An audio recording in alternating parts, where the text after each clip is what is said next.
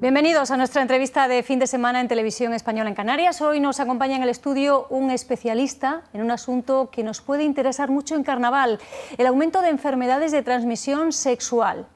Está con nosotros el farmacéutico y director de comunicación de LGS Análisis, Francisco Villanueva. Muchas gracias por estar aquí.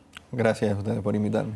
En Carnaval la prevención se relaja y al paso de las semanas aumenta el número de peticiones de análisis. Sí, exactamente. Nosotros siempre vemos que esto es cíclico y durante el Carnaval pues la gente se relaja en temas de prevención y hay más actividad sexual, digamos, fuera de lo que es la pareja estable, ¿no?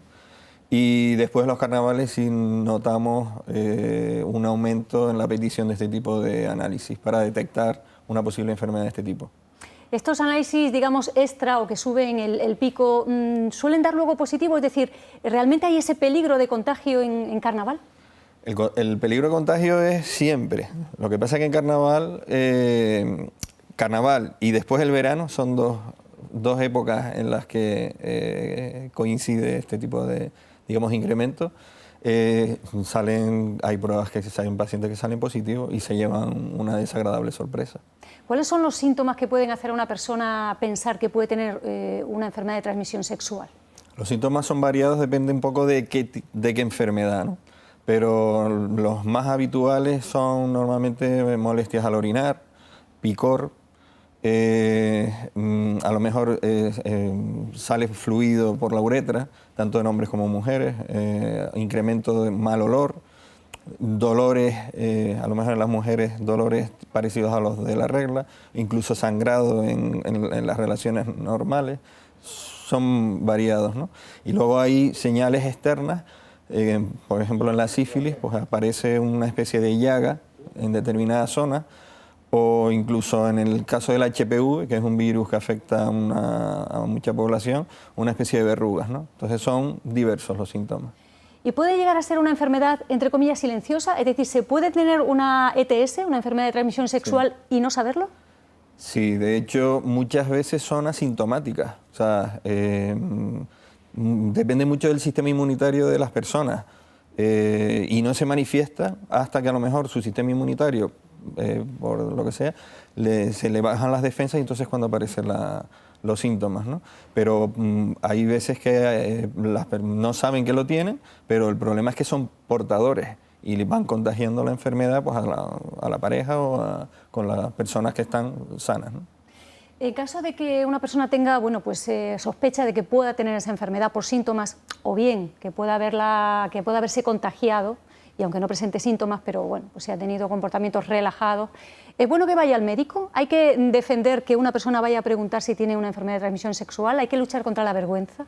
Efectivamente, en este tipo de enfermedades el mayor problema es la vergüenza. Evidentemente, si una persona se ha expuesto en peligro porque pues, no ha tenido control o digamos, no solamente con el preservativo, sino en determinadas fiestas, si ha consumido droga, muchas veces con el consumo de drogas baja mucho la autodefensa, ¿no? Y se relajan las medidas, de protección. Lo ideal es que siempre consulte al médico especialista, que en este caso normalmente son los dermatólogos, aunque también tanto ginecología y urología son los especialistas que tratan estas enfermedades. Y en el peor de los casos, hombre, si tiene pues, al médico de cabecera, que siempre será el que le va a aconsejar lo mejor, ¿no? Hay además ahora unas pruebas que son más sencillas, más eficaces, más rápidas, que son a través de biología molecular. Exactamente. Hace ya unos años la biología molecular es una técnica que es muy sensible, es decir, con muy pequeñas cantidades de la infección, tanto sea una bacteria o sea virus, puedes detectarlo. Y además con una sencilla muestra de orina. Nosotros en el laboratorio, en el LGS, tenemos un perfil, ahí medimos las principales ETS, y simplemente con una orina, la primera orina de la mañana, o incluso en las mujeres también puede ser orina y con una toma tomada por el ginecólogo, se le puede detectar y ya te digo, con cantidades mínimas de infección se detecta. Y una vez que esto está diagnosticado, vienen bueno, dos fases, ¿no? Una es la aceptación, porque incluso tengo entendido que hay pacientes que se niegan a creerlo o que incluso niegan decir, bueno, yo no he podido contagiarme de eso puesto que no he tenido relaciones extramatrimoniales, por ejemplo. Sí. A ver, esto es muy curioso porque la gente es algo que no reconoce. Incluso van al médico, ¿no? Pero si la persona tenía buen aspecto. Claro, es Sí. una cosa que no tiene nada que ver, cualquiera puede tenerlo, ¿no? Incluso en la consulta con el médico, que el médico es como un cura, ¿no? Nunca va a... Secreto profesional. Es secreto profesional. Incluso cuando el médico le diagnostica, el paciente incluso lo niega. Dice, no, esto no es posible. A mí me contaba una anécdota, una dermatóloga, que me comentaba que un paciente, que jóvenes, todavía negaban la existencia del virus del SIDA, porque decía que eso, bueno, que eso era un tema de las farmacéuticas, etcétera. Entonces, es un tema que, hombre, hay que tratarlo con la normalidad, porque además afecta a la salud no solamente del que lo padece, sino a las personas que pueden, sobre todo a la pareja, etcétera. Y luego también puede afectar incluso en relaciones con en el embarazo. Una mujer infectada ¿Tiene riesgo para el bebé? tiene riesgo para el bebé. O sea, hay como puede ser la sífilis o la gonorrea, enfermedades como el HIV se traspasa de la madre al bebé, con lo cual las consecuencias son muy graves. Además de aceptar esa enfermedad de transmisión sexual, luego hay que seguir un tratamiento. Es decir, no vale con, bueno, pues ya reconocerlo, saberlo, hay que seguir un tratamiento riguroso en el caso de que sea, por ejemplo, por bacteria, hongo. Si es por virus, el tratamiento es de por vida. Claro, o sea, efectivamente tienen, digamos, depende de qué tipo de enfermedad tiene cura, ¿no? O no. En el tema de los virus es más complejo porque lo que es muy difícil curar. Lo que sí se puede es mantener, digamos, baja digamos, esa infección. Entonces hay medicamentos que te mantienen, digamos, latentes. Es como el HIV. El HIV en los años 80 y 90 la gente se moría por cogías el SIDA y te morías. Hoy día, pues, digamos que te mantiene, te alarga. No te vas a morir de eso en breve, pero evidentemente te va a cortar la vida. Pero la gente tiene la conciencia que ya no te mueres. Entonces hasta pierden un poco el miedo a poder contraer en este caso el HIV, ¿no? ¿El preservativo es 100% fiable?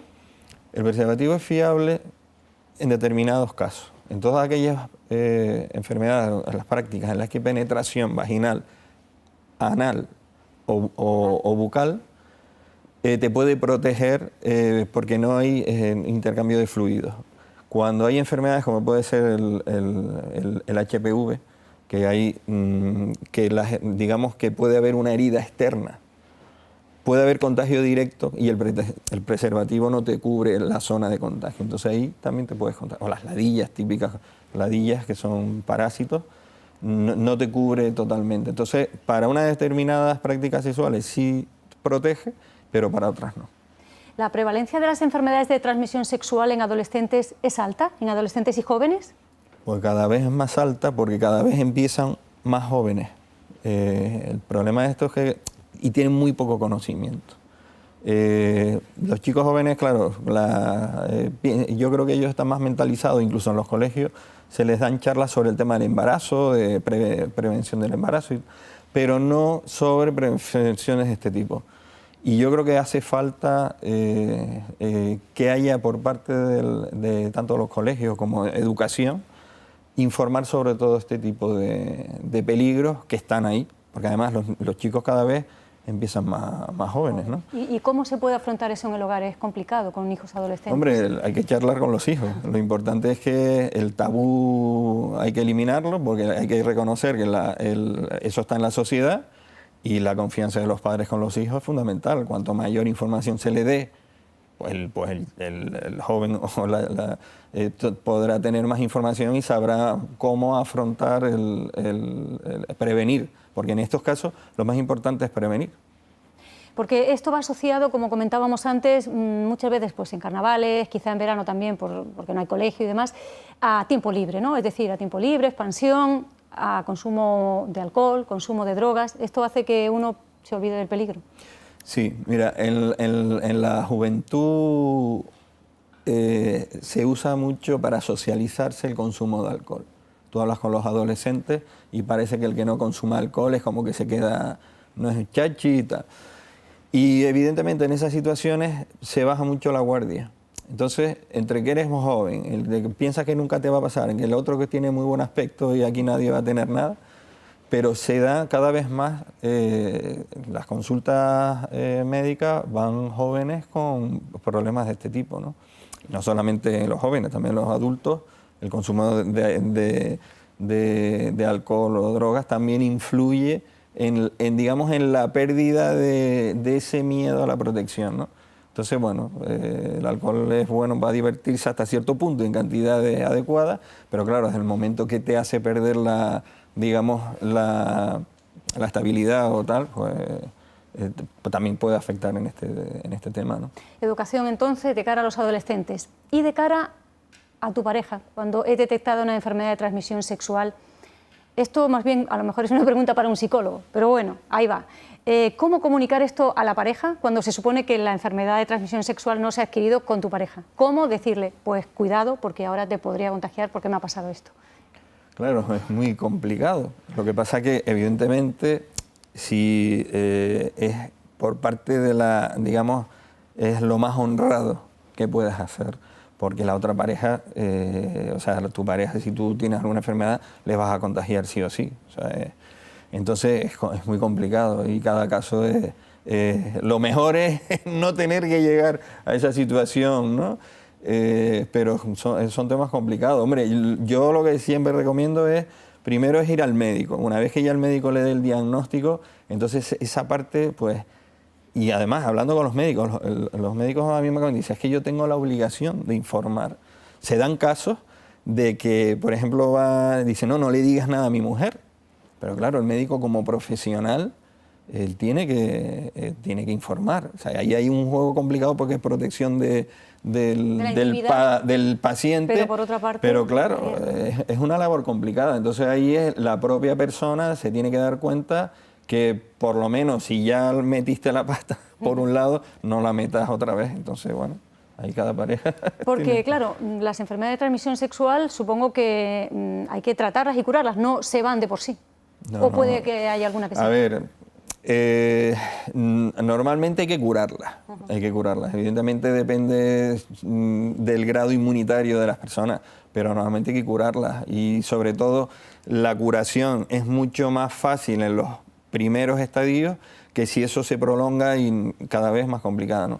Hoy día, como incluso se está dando casos de farmacoresistencia en determinadas enfermedades, en las que ya es como con el uso de antibióticos. Lo mismo, por exceso, ¿no?, de consumo. Claro, realmente muchas son infecciones microbianas y lo que se están utilizando son antibióticos. ¿Qué pasa? Que hay algunas enfermedades que ya hay resistencia microbiana, pero hay que tratarlas. Eso, si hay alguien que tiene una enfermedad de transmisión sexual, por ciencia infusa es muy difícil que se le cure, tiene que tener un tratamiento. Hay muchos tipos de enfermedades de transmisión sexual, la más conocida, bueno, pues el SIDA, pero hay muchas más, pues nos suena la gonorrea, la sífilis, el papiloma. El virus del papiloma humano es una de ellas. Que además se recomienda vacunarse. Exacto, ahora hay campañas de vacunación, sobre todo a las chicas jóvenes. Lo que pasa es que las campañas de vacunación de virus del papiloma humano hay muchas cepas, ¿no? Hay unas que son muy patógenas y hay otras que no lo son tanto. Hoy día, con el tema de la vacunación, y yo me imagino que con el tiempo irá mejorando, se vacuna sobre una determinada cepa, pero no estás exenta de que con algunas cepas que no estés vacunada te puedas infectar, ¿no? Y es una enfermedad que para la mujer le puede traer consecuencias muy negativas, porque si tienes infección por una de las cepas muy peligrosas, puedes llegar a tener cáncer de útero. Y eso en población joven, que ya se está dando, pues eso lleva a la extirpación del útero y la pérdida de posibilidad de tener hijos en el futuro, ¿no? En el hombre, también afecta al hombre, lo que pasa es que el hombre es en la parte exógena y es muy, digamos, no es tan grave como la mujer, pero bueno, también es grave porque tiene sus consecuencias, ¿no? Y luego hay otras enfermedades como las clamidias que también son bastante abundantes, ¿no? Son así, pero el HPV es un tema muy delicado también. Bueno, nos quedamos entonces con la educación, la prevención y sentido común. y sentido común. Pues muchas gracias por sus consejos, por estar aquí, por acompañarnos. Muy bien, gracias. También gracias a ustedes por estar aquí. Enseguida volvemos con toda la actualidad del día.